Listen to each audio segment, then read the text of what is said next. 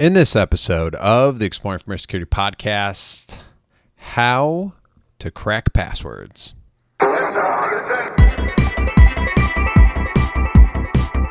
Welcome to the Exploring Information Security Podcast, where you will learn, explore, and grow your security mindset. I am your host, Timothy D. Block, and in this episode, we will be exploring how to crack passwords. Joining me today to help me answer this question is Sean Peterson of Parameter Security. So Sean is another member of Parameter Security. I was at ShowMeCon in early June 7th and 8th, and I decided to record some podcasts while I was there, which is something fairly new for me.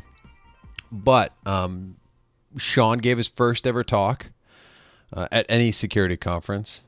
And it was a really good one on, how to get started with pretty much cracking passwords, the rig that you need, the setup you need, and kind of some pretty funny stories. It's up on YouTube. They are available, which is available in the show notes, timothydblock.com/EIS. This will be /145. So really great talk. Sean is one of the nicest people you will ever meet. If you get a chance to meet him, give him a big old hug. He's a big teddy bear. So, as I mentioned, ShowMeCon, really great conference. It's usually in June. Would highly recommend going to it. It's a really great conference and one that I look forward to every year. So again, I'm playing with the audio in this, getting used to some of my new mics and stuff. Played with some settings. I think this one turned out pretty good. And yeah, looking forward to doing some more of that stuff. Feedback, timothy.dblock@gmail.com or on Twitter @timothydblock. And with that, let's get it on. All right, password cracking. You just had your talk at ShowMeCon 2018 where you talked about cracking passwords. Yeah. My favorite part was when you said he was so excited to get. Were you guys there for it? He was so excited to get these like 1080 cards, GPU card, and then it was on fire. Yeah, so Dave came to me and he was like, hey Sean, would this be helpful? And he threw down a GTX 1080 graphics card, and I was using two GTX 1070 graphics cards at the time. And that one GTX 1080 is like the equivalent of two 1070. So it would have replaced my whole rig basically, or it would have been almost the same amount of power as of cracking ability. And so he threw it down my desk. I was like a kid on Christmas, and I was freaking. I was like, hell yes, it will. That's exactly what I would like to have, Dave. Thank you very much. So I hooked that thing up, and I was staring at it, and we plugged it in. We powered it on. The fans started going a little bit, and then it didn't seem like it was getting power. It wasn't being recognized by the machine. It's like, man, this is really weird. Cracking rigs are notoriously finicky for recognizing the graphics card, so I didn't think too much of it. And then I was like, I think it's something to do with the way I have it powered. So I grabbed a different power cord, plugged it in. It lit up like it was gonna work. Everything was great, and then flame shot out of it, and I cried like a literal effing flame flew out of the top of this graphics card, and I immediately. It was still working though when it was on fire. I unplugged it from the wall. I don't know. I was in a hurry. He was in incident response mode at that point. Let's just see if it'll still crack passwords. Yeah. So. I just unplugged the rig, and then I got the nickname Sparky for the next couple of weeks. We shipped it back to Amazon because that's what you do when shit goes south. So, then I did some research, and I found out that those FTW cards were I think they were Acer. I never remember, but they were notorious for catching fire for some weird reason. And I was kind of shocked that was a thing. So, yeah, that's all I have to say about that. So, was it blazing speed? It was blazing speed. It would have been blazing speed, and it was just the wrong kind of blazing speed. Right. And then you got a different setup. Yeah, so then shortly after that, Dave came to me and was like, hey, will this help you? And he threw down 6 GTX 1080s in a rig that he was using previously for crypto mining. And then the crypto gold rush was over. So, or it seemed to be at least. It may not be. What But percentage of the ones that he gave you got on fire? none of those have so far. There's actually better Knock airflow on in there. wood, have caught fire. Yeah, they ran in his house for a while, and his house didn't burn down. So, which is good. Well, that's what you said too on the one that caught fire. Like it's got a water cooling system. Yeah, the other one, the two I had previously did, but the 1080 did not have water cooling. Oh, okay. Yeah. So what is the Kraken? Because we're calling this the Kraken. The Kraken's right? air cooled. It's not water cooled. Those were a mistake. I think Dave bought them and then realized he didn't realize they were water cooled when he got them, and then he was like, "Crap, I can't get rid of them." So he just gave them to me. Oh, okay. And then so I started using them. I started using them for password cracking, and then we were going to add more cards to it. But the way it was set up, that rig, the frame and the chassis for it, it wasn't really made for water cooling. So if we were going to add more GPUs to it, we'd have to move the water cooling to a different. It was a big deal. So I was really glad when he brought the big rig over, because the Kraken is what we called it later. But when he brought this bigger rig over, it was great because I didn't have to worry about what I was going to do with those water-cooled GTX 1070s, because then I wasn't going to use them at all. I was just those are getting sidelined until I needed them for something else. So, but the 1080 rigs worked out really great. It's really fast. It's doing 7.5 billion hashes per second or responses for NTLM v2, net NTLM v2 responses. It does 7.5 billion attempts per second, and then on net NTLM, or not net, on NT hashes, it does 46 billion attempts per second. So it's cooking. Okay. So I guess what is, and because that's what I liked what you talked, because that you explained, like you broke down what these hashes are. Yeah. So net NTLM hashes are responses, rather. They're not hashes. They're not hashes is what I was going to say. They're a response that's done over the NTLM protocol, and they're used to authenticate a user to a service, or so like if you log into a shared folder, there's a good chance that it's going to use that authentication method, and it uses an NT hash and an LM hash, and then there's some HMACing that's done, MD5 HMAC algorithm that's run through. It's basically a non-reversible thing, but if you know what the server challenge is, you can create a new one, and so then you can create net NTLM responses and then compare them and try to figure out what that password was that made them. Oh, okay. So is this a lot to do with just AD is what you're getting at? So, well, in this case, it's used for just authentication for like shared folders and SMB shares, right, and stuff like that. Right. It's used for other things too, but that's where most of the time where I get them from is from people trying to authenticate to an SMB share, and then I might be poisoning that like NetBIOS or LLMNR protocol and capture those. Or like I mentioned in my talk, using a link file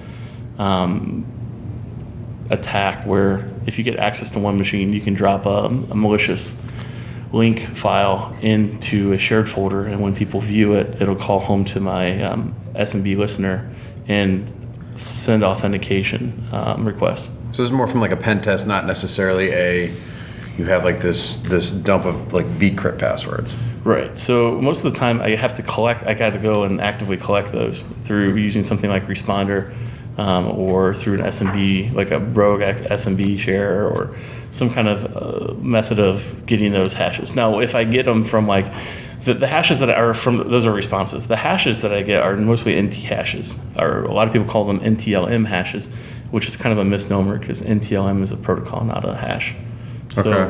So most people call it NTLM, even though that's not the case. They're NT hashes. So and you're just capturing these are going across the network. So the NT hashes you get, a lot of times you can get from memory on machines.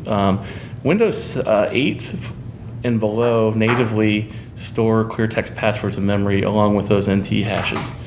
And then in Windows 8.1 and above, those in memory they only store the hashes.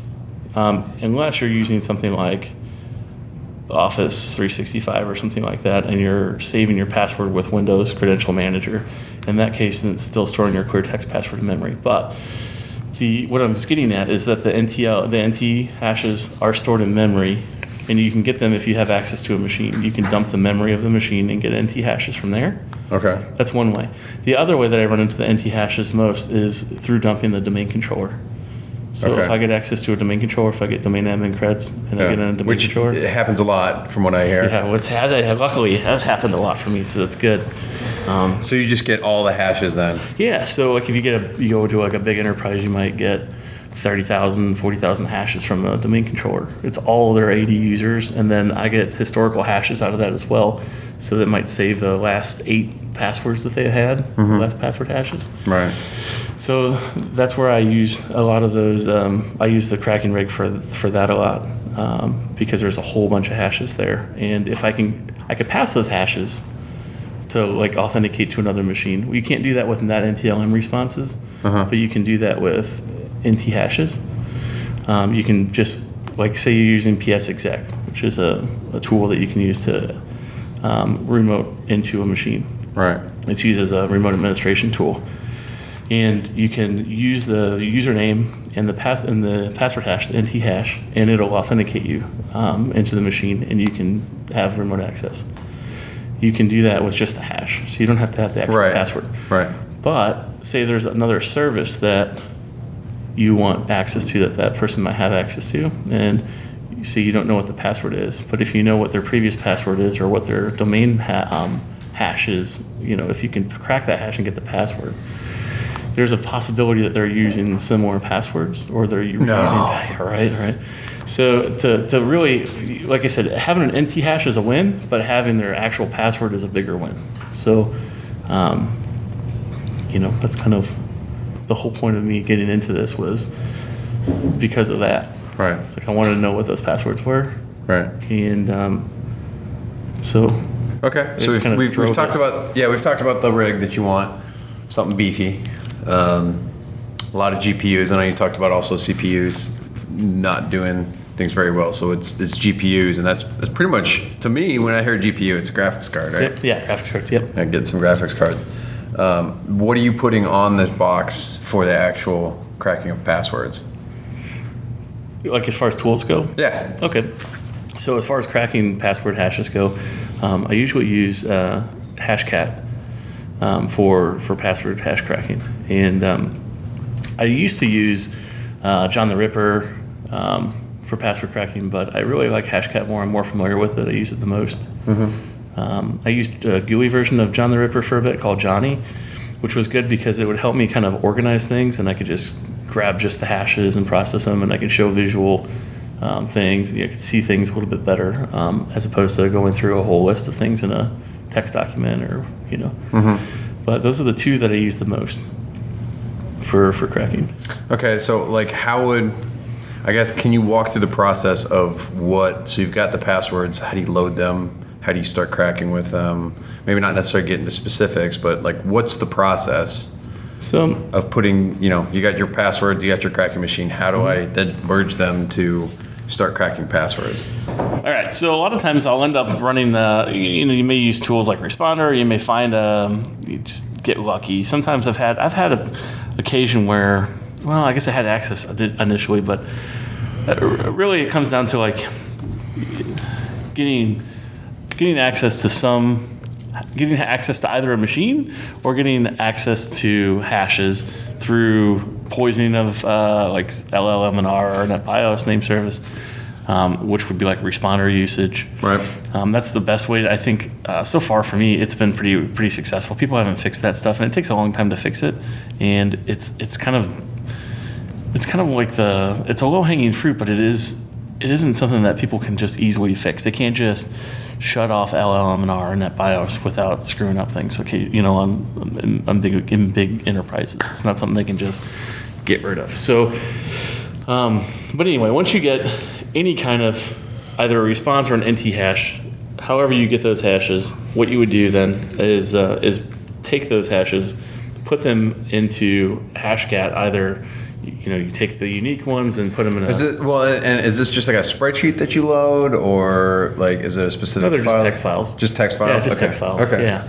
So you take those text files and you load them into Hashcat, and then you tell them what mode. So you have different modes for Hashcat for different kinds of hashes. And is this all command line, or is this... So it's all command line. All command line, yeah, right? Yeah. Okay. So you basically, it's just in the command line, and I think I have a so my cracking rig is a Windows base, but I've used Hashcat and Linux based as well, but the cracking rig's on a Windows base. So it's in command line, you go and you go to the Hashcat directory, and then you tell it to run Hashcat with this mode and this, all these options that you have. I have a set number of options, and I have rules, so I tell it which rules I want to run, where the file is that I want it to read from to get the hashes loaded, and then where I want the output of those file, any cracked hashes to go.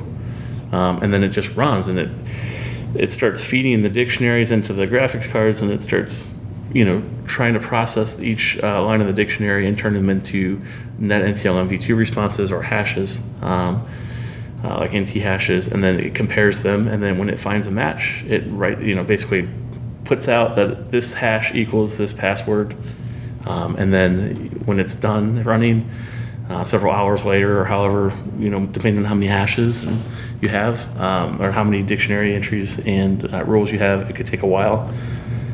Usually I just let it run overnight. When I have a lot of stuff, it'll be so it could take hours to run. It could take a few hours, but I check in on it, and it constantly is updating, so it'll have the output will be there. So if I'm doing an engagement and I have a whole bunch of stuff, I can just check the output for all the easy passwords that came up first. Yeah. Once I get like one password, if I can get access to somebody's machine, I can use a different method of getting more hashes. I can not use Responder because it's kind of noisy.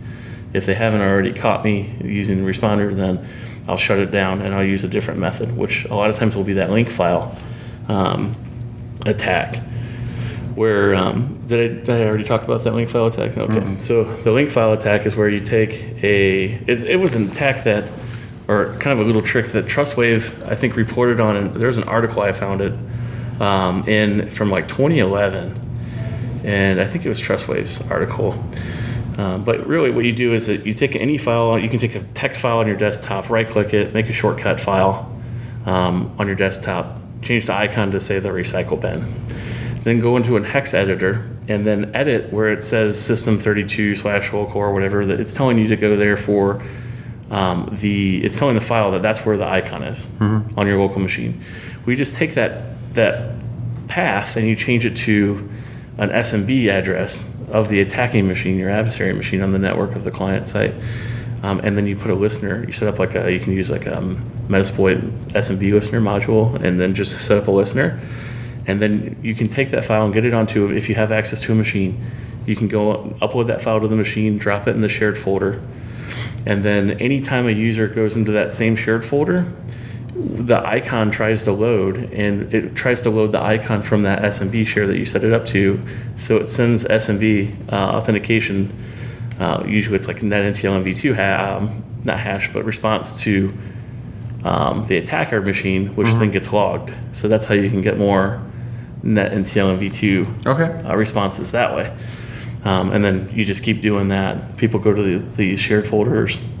Keep doing it until you get like a domain admin then? Yeah, so people will just keep, if you get really lucky, you'll go into a folder where a lot of people have access and go in and check, and when they go in there, it'll just, nothing even happens on there, and it just sends their authentication to me. Okay. So they don't even have to take any action. They just have to go to that folder, and when that file shows up on the screen, it tries to load the icon, which sends their authentication to me. Cool. So that's a really sneaky kind of way.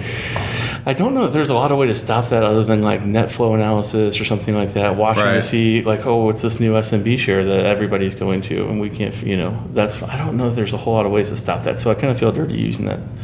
I was actually thinking because like a canary or something could tell you but that's if someone's like scanning. Right. Because if people put like when I say canary, it's like a honey token, honey pot within the network that is never touched. But if no one's going there, then you're not going to even bother. Right. So that is hard to detect. Yeah. So sometimes clients want me to do engagements where they don't want me to they want me to see how long I can go undetected So I don't like start out doing vulnerability scans or anything like that. I go and I start manually screwing with stuff. Right. And I try to see how far I can get before they actually catch me, if they have a team that's actually catching me. And sometimes there's, big fortune companies that have whole teams. And, I don't hear anything for a while. And it's not until I start actually doing any of the automated testing that I start hearing anything from them. And by that time, I could already have been done. I might have been done with the manual exploration as far as like I could have gotten domain admin and all that stuff by then.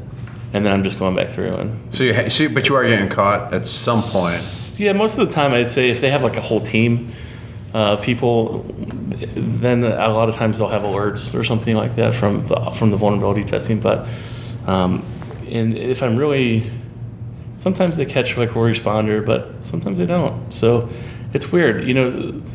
I've had times where big companies don't say anything, and I've had times where I could just sneeze and they would catch me. Really.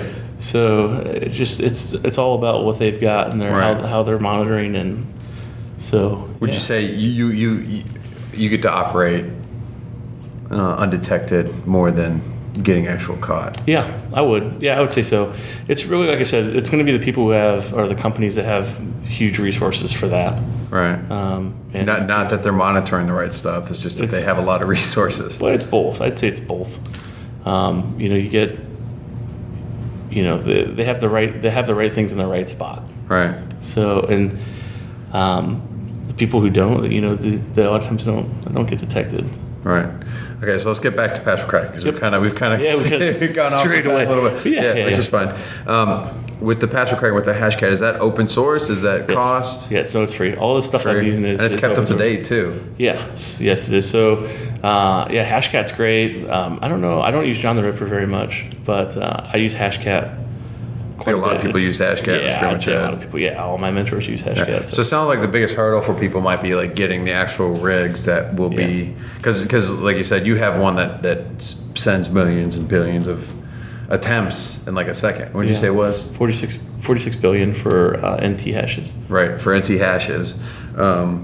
And that's a pretty beefy system. Yeah, I mean, it's not crazy. It's not like it's the most I've ever seen or anything like that, but it's a whole hell of a lot better than like the Lenovo Yoga I was using with CPU cracking. Right, yeah. Where I was not getting nearly, it's sped up the amount of time that it's taken me, and it's also allowed me to use bigger dictionaries and rules and stuff like that to have a better success rate. Right, and so because you talked mostly about dictionary text, right? Yeah. Where are you getting those? So dictionary text, a lot of the dictionaries, I found a lot of dictionaries online, and then I also made my own dictionary. So there's some great places you can get. Obviously, everybody's got RockU and things like that, but there's a great site called WeakPass. And WeakPass has just tons of really good dictionaries that tells you like the rate of success and things like that on different hash collections and things like that they've tried it on. And it's pretty good. I've gotten a bunch of good dictionaries from there and had really good success with it. I've got about 30 billion entries in my password dictionaries. It's a lot. About 200 gigs of text file. Dictionary files, and I've got a bunch of dictionaries. I make dictionaries for different engagements too. So sometimes you have a client in a different country who's got a whole different language, and you want to crawl their site and get terms and stuff that. So you can use like cool for that, like CEWL. Cool, that's cool. Yeah. CEWL. Yeah, it's Robin. I think Robin Wood. Yep. And what that does DigiNinja. Right. And what that does is just pretty much scrape the website for words that people might be using. Yep. And creates a big list of words, and you can tell it's real customizable. You can tell it don't use any words under 7 characters. Don't grab any of that. Go this many pages deep into their website. Look for this and that. So you can get people's get words that get their vocabulary that they would use for. Potentially using their passwords and things like that, which is good. And then one of the things I didn't talk about in my talk, because I don't know how I've had some phishing engagements where I've had multiple times where 20-30% of the passwords that I harvested from the phishing engagement all had a trend. They were all using the same prefix. And I was like, what's going on with this? So I went to my contact of those companies and I was like, is this a thing? Like, is this something that I should know about this? And is there something that, is here that I'm seeing? And they said, I could just hear on the phone conference, you could just hear their palms hitting their face where they're like, holy cow, we gave an example a couple years ago in a security awareness meeting. and we gave this an example. It looks just like this, and all they did was change the numbers at the end and reuse that. And they thought that was a good password because we gave it as an example. and so all these people, like 20 and 30% of their users were using this example. And it might be like the initials of the company or whatever, just some prefix that they decided to use. So you have to be like really careful in your security awareness training that when you choose, I would probably give multiple examples, things like that. But I mean, know that when you give an example, people are going to use that. Really? Yeah, it seems like a good 20 or 30%, or at least of the ones that's I got. Interesting. So that was really funny. Yeah. No, that's interesting. So what resources are available for learning more about password cracking? So there's a lot of stuff out there. I posted an article on cybrary.it a while back called Information Research and Content Categorization. It was a really long-winded title because it was an inside joke with some admins on the site. But if you go to Cybrary and search for it, you'll find it there. And it's got a ton of resources. I have a lot of pen testing resources there. It's about 1,500 resources to different places. There's a lot of password cracking stuff there. There's a lot of pen testing stuff. There's social engineering stuff, people finding stuff. There's a lot of really good things there. That's a good place to check for some things, not to plug my own stuff, but DigiNinja has a lot of really good stuff there on password analysis that they've worked with, like Martin Boz. And I like watching Iron Geek videos to plug Adrian. But there's a lot of really good talks out there on password cracking. There's a lot of really good research being done, and I think AI is definitely going to be the way that it's going to be going. Interesting. I think that's kind of what's going to happen. I think it's going to be, we're going to come up with all these things. I mean, I'm sure there's going to be a big effort, at least in some kind of nation state, I bet. I mean, not to be like conspiracy theorist kind of thing, but right.